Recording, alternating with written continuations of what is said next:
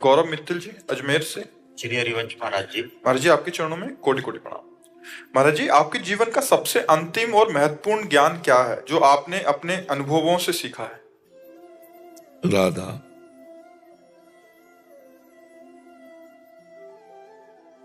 बस राधा अंतिम बोला है ना।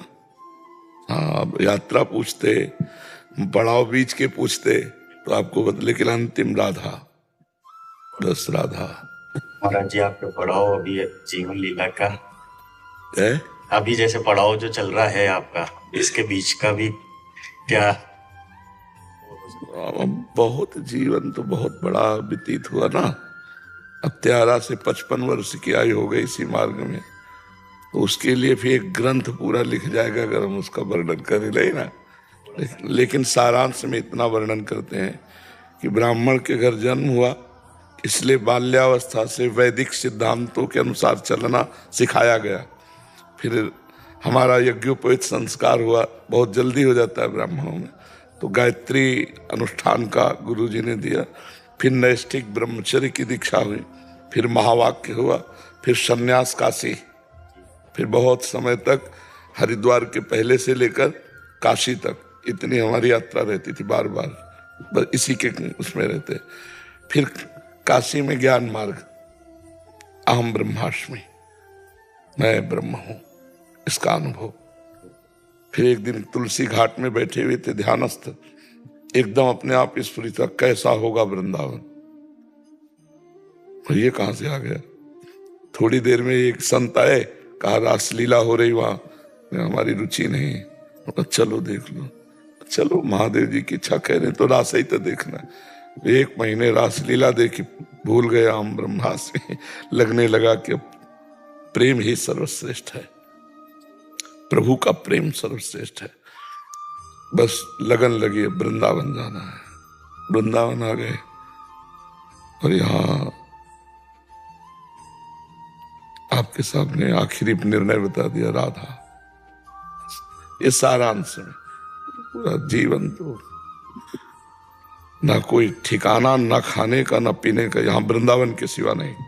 वृंदावन में हुआ जो कुछ हुआ नहीं, आजीवन पूरा ऐसे ही गर्मी सर्दी सब कुछ सहते हैं, भगवान के मार्ग में चलना, भगवान को प्राप्त करना। उसी का अभ्यास कि इतने बीमारी पर भी, रोग में भी दिनचर्या चल रही भगवान की कृपा से। और सर्दी गर्मी इन सबका तो बहुत मतलब एक तरह से इनका प्रभाव ही खत्म समझो जीवन में। नींद, भोजन, सर्दी गर्मी सबका कोई वो फिर दिनचर्या ही ना हो अगर भगवान की कृपा ना हो।